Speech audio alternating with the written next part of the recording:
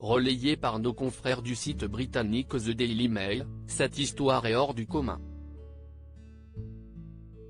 Et pour cause, lassée de devoir attendre une demande en mariage, une femme porte plainte contre son compagnon et le père de son enfant. Une poursuite en justice inédite. Cette poursuite judiciaire a tenu lieu et place en Zambie. Gertrude Ngoma, la plaignante, a porté plainte contre son petit ami Herbert Salaliki qui est aussi le père de son enfant. La compagne a exigé des comptes à son petit ami après en avoir eu assez d'attendre d'espérer qu'il la demande en mariage. Le juge a conseillé au couple de s'entendre sur ce point avant de pousser le dossier plus loin. La femme doutait de sa loyauté si Gertrude a engagé une procédure judiciaire après en avoir eu assez d'attendre qu'il convole avec elle en juste noces. Ce n'est pas le seul motif pour lequel la jeune femme a fait appel à la cour. Herbert avait non seulement fait miroiter des rêves de mariage à sa compagne, mais a également éveillé la suspicion de cette dernière. Selon elle, celui qui a provoqué son impatience aurait envoyé un message à une autre femme. Un flagrant délit qui a déclenché l'ire de la conjointe qui est allée jusqu'à le poursuivre devant le tribunal.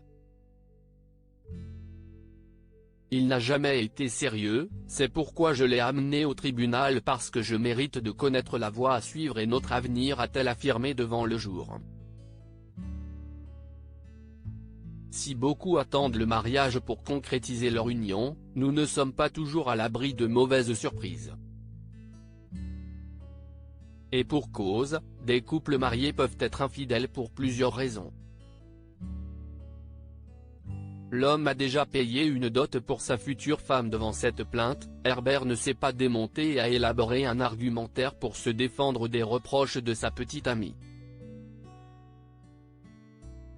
Selon le jeune homme de 28 ans, il ne lui a pas demandé d'être sa femme parce qu'il n'en avait pas les moyens. On ne communique pas et elle ne m'accorde pas assez d'attention, a-t-il déploré au tribunal. Avec la confirmation de Gertrude, son compagnon aurait également payé une dot que l'on appelle une remise d'appréciation dans le pays africain. Malgré cela, la jeune femme soutient que l'accusé ne tient pas sa promesse. Cette somme d'argent donnée à cette dernière, dans la culture zambienne, est le signe que la famille du fiancé tient la promesse de s'occuper de la promise. Les autorités impuissantes face à cette plainte. Malgré la somme donnée par la famille pour prendre soin de Gertrude, les deux amoureux n'ont jamais vécu sous le même toit. Pour autant, ils ont tous deux un enfant ensemble qui vit avec les parents de la jeune femme. Si cette dernière porte plainte pour le fait que l'homme ne songe toujours pas à concrétiser sa promesse de l'épouser, Herbert a confirmé en évoquant plusieurs arguments. La première cause de sa réticence à sauter le pas est son manque de stabilité financière, mais aussi pour des raisons affectives. L'autre raison est une impression d'être délaissé par Gertrude qui ne lui accorderait pas l'attention qu'il mérite. Pour la juge Evelyne Naloise, en charge de cette affaire inédite, la jeune femme devrait poursuivre son petit ami pour rupture de contrat de mariage. Seul bémol, les autorités ne peuvent pas intervenir au-delà de ce motif.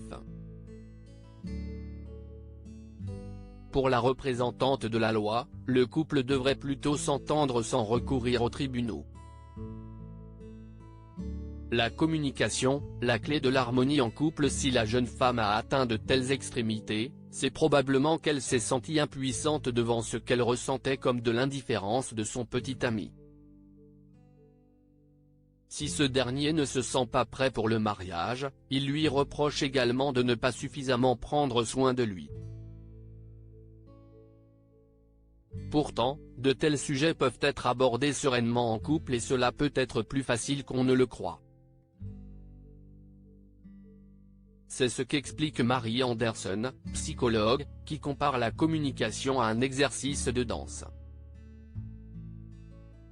Dans l'écoute, nous nous laissons guider par l'autre, nous nous mettons dans ses pas, sans essayer à tout prix de changer le tempo ou le rythme pour qu'il nous convienne absolument, conseille la spécialiste. Elle recommande aux deux de ne pas tomber dans les écueils du jugement car c'est cette critique qui obstrue le dialogue. De même, nous ne pouvons pas freiner ou accélérer à sa place.